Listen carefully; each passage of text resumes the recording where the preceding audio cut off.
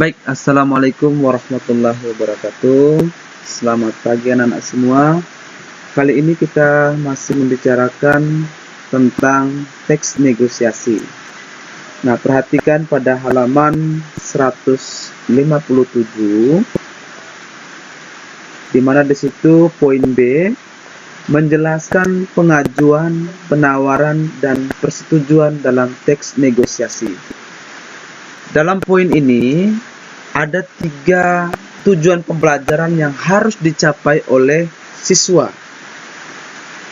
Yang pertama, menganalisis faktor penentu keberhasilan negosiasi. Yang kedua, menggunakan alasan yang tepat untuk melakukan pengajuan dan penawaran dalam negosiasi. Dan yang ketiga, menjelaskan pola-pola penyajian teks negosiasi. Inti dari negosiasi adalah sebuah komunikasi yang dipergunakan ketika ada perbedaan kebutuhan atau kepentingan yang mengakibatkan sebuah pertentangan. Pertentangan tersebut akan diselesaikan dan dipecahkan dengan sebuah perundingan negosiasi sehingga kedua belah pihak dapat merasa diuntungkan. Perhatikan pada kegiatan 1. Menganalisis faktor penentu keberhasilan negosiasi.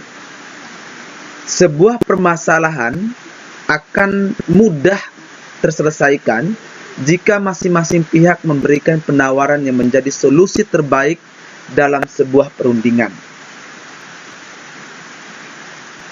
Ada beberapa faktor yang menentukan keberhasilan sebuah negosiasi.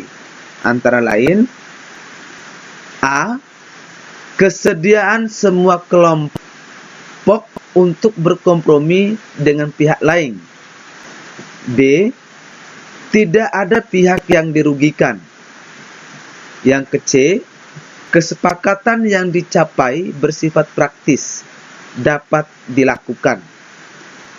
D.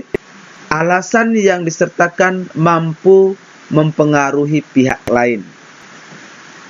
Faktor-faktor tersebut dapat muncul semua dalam proses negosiasi atau hanya muncul beberapa saja.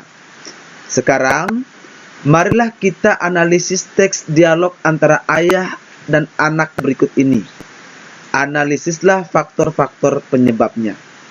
Nah, di bawah ini ada percakapan atau dialog antara ayah dan anak.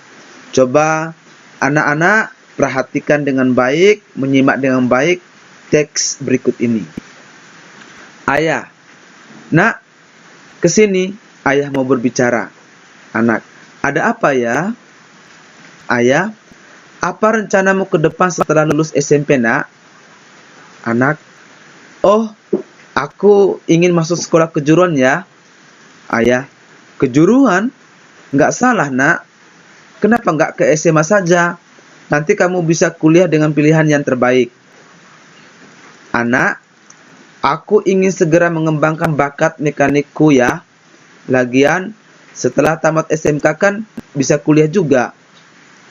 Ayah, iya, tapi nanti kamu akan kesulitan kalau mau kuliah karena jurusannya terbatas dan kemampuan akademiknya juga kurang siap. Jadi, ayah sarankan ke SMA saja ya. Anak, waduh, ya gimana sih? Emangnya ayah yang mau sekolah? Lagian kalau nanti nggak kuliah, aku langsung bisa kerja di perusahaan otomotif. Ayah, masa zaman sekarang tidak kuliah? Apa kata orang? Anak, ayah, tenang saja. Semuanya sudah aku pikirkan. Ayah doakan saja biar aku mudah meraih cita-cita. Ayah, ya, sudah kalau itu maumu. Tapi nanti malam kamu pikirkan lagi ya. Anak, iya ya. Nah, dari percakapan di atas, faktor yang menentukan tercapainya kesepakatan dalam negosiasi di atas adalah sebagai berikut. Coba kalian perhatikan, kita coba melihat beberapa faktor penentu keberhasilan dalam negosiasi. Faktor penyebab keberhasilan negosiasi di antara percakapan di atas, alasan yang disampaikan mampu meyakinkan ayah bahwa pilihan si anak tepat. Nah, di situ ada kutipannya. Aku ingin segera mengembangkan bakat mekaniku ya. Lagian setelah tamat SMK kan bisa kuliah juga. Nah, faktor penyebab berikutnya tidak memaksa pihak lain. Ayah mencoba meyakinkan anaknya agar pilihannya tepat untuk memilih jurusan ke depan. Ayah mencoba menyampaikan, iya, tapi kamu akan kesulitan kalau mau kuliah karena jurusannya. Dan kemampuan akademiknya juga kurang siap. Jadi ayah sarankan ke SMA saja ya. Nah, faktor berikutnya adalah kesediaan partisipan untuk berkompromi menerima perbedaan pendapat. Di situ disajikan kutipannya, ya sudahlah kalau itu mau kamu, tapi nanti malam kamu pikirkan lagi ya. Nah, di atas itu sudah disajikan menganalisis faktor penentu keberhasilan negosiasi.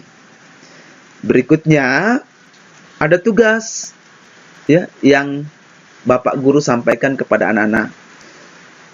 Tugas, berlatihlah untuk menganalisis faktor penentu keberhasilan negosiasi dalam teks dialog antara pedagang dan pembeli. Lalu ada teks berikutnya, HP baru dan terima kasih Bumia. Gunakanlah tabel berikut ini.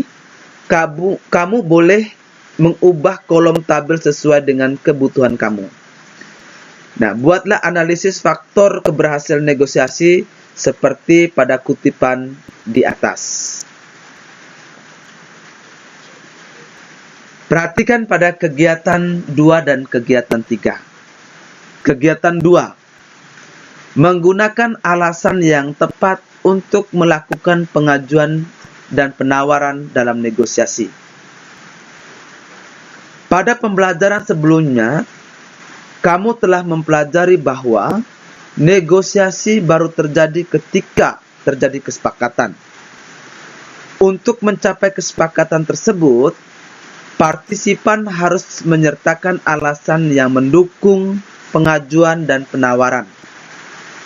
Masing-masing pihak harus mampu meyakinkan pihak lain bahwa pengajuan atau penawaran yang diajukan dapat atau bahkan harus diterima. Kamu sekarang akan mempelajari alasan-alasan yang digunakan untuk meyakinkan pihak lain dalam bernegosiasi. Bacalah kembali penggalan cerpen HP baru. Sekarang, mari kita analisis alasan-alasan yang diajukan Rani pada ayahnya agar ayahnya mau membelikan HP baru. Perhatikan di situ anak-anak. A. Semua teman Rani punya HP sehingga mereka dapat dengan mudah menelpon orang tuanya saat terpaksa pulang telat. B. Rani iri sama teman-teman Rani yang dapat dengan mudah mengunduh materi pembelajaran, mengirim tugas, bahkan berdiskusi untuk mengerjakan tugas-tugas tanpa harus keluar rumah. Yang ke-C, Rani membutuhkan HP agar lebih mudah mengirim tugas ke grup Facebook atau mengunggah tugas di blog. Ke-D, HP juga memudahkan Rani untuk belajar dan berdiskusi dengan teman-temannya. Alasan-alasan yang disampaikan Rani terbukti mampu mengubah pendirian ayah Rani yang tadinya tidak mau membelikan HP baru untuk Rani. Nah, oleh karena itu, pada proses pembelajaran ini, bagaimana Rani bisa meyakinkan ayahnya dengan menyampaikan beberapa alasan. Berikutnya tugas 1. Bacalah kembali teks negosiasi antara pembeli dan pedagang. Dan terima kasih Bu Mia di atas. Analisislah alasan-alasan yang dikemukakan partisipan untuk meyakinkan pihak lain. Tugas kedua. Sekarang coba berlatih menyertakan alasan yang tepat untuk menyampaikan pengajuan atau penawaran berikut ini. Nah, anak-anak bisa perhatikan kolom yang ada di sini, lalu memberikan alasan-alasan yang tepat untuk meyakinkan pihak lain.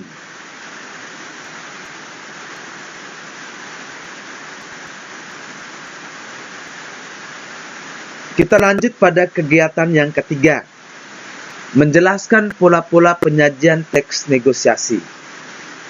Pada bagian awal, kamu telah membaca contoh-contoh teks negosiasi yang disajikan dengan pola penyajian yang berbeda. Teks pertama tentang negosiasi pembeli dan pedagang, buah disajikan dalam bentuk dialog.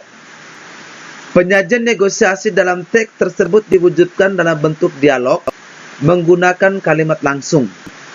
Bandingkan negosiasi Rani dan ayahnya dan HP baru.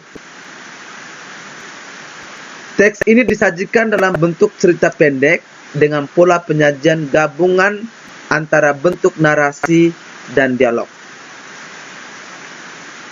Kedua bentuk penyajian teks negosiasi tersebut merupakan wujud negosiasi lisan yang dituliskan. Namun, tahukah kamu bahwa selain itu ada juga bentuk negosiasi tulis? Setujukah kamu apabila surat penawaran dan pemesanan barang dan surat lamaran pekerjaan termasuk teks negosiasi? Jelaskan alasanmu. Perhatikan pada tugas 1. Bacalah surat penawaran berikut. Temukan isi surat tersebut yang menunjukkan bahwa surat penawaran juga termasuk teks negosiasi.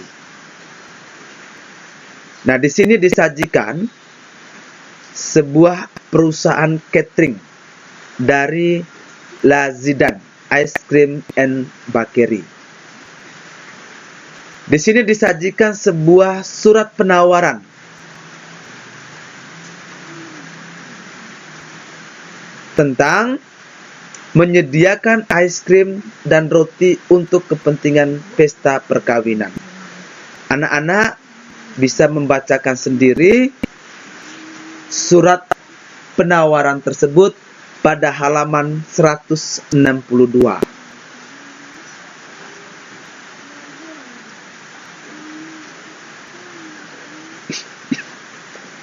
Nah, setelah membacakan teks tersebut, anak-anak, saya berikan tugas yang kedua. Pada bagian di atas, kamu telah mengetahui bahwa sebuah negosiasi baru terjadi ketika terjadi kesepakatan antara pihak-pihak yang bernegosiasi. Sekarang, bersiaplah untuk melengkapi surat penawaran produk di atas dengan surat pemesanan. Berperanlah sebagai sekretaris sebuah wedding organizer, lembaga pelayanan jasa pesta pernikahan. Buatlah surat balasan terhadap surat penawaran tersebut dengan memperhatikan hal-hal berikut ini. A. Kelengkapan bagian-bagian surat. B. Jenis produk yang akan dipesan. C. Harga penawaran yang diajukan.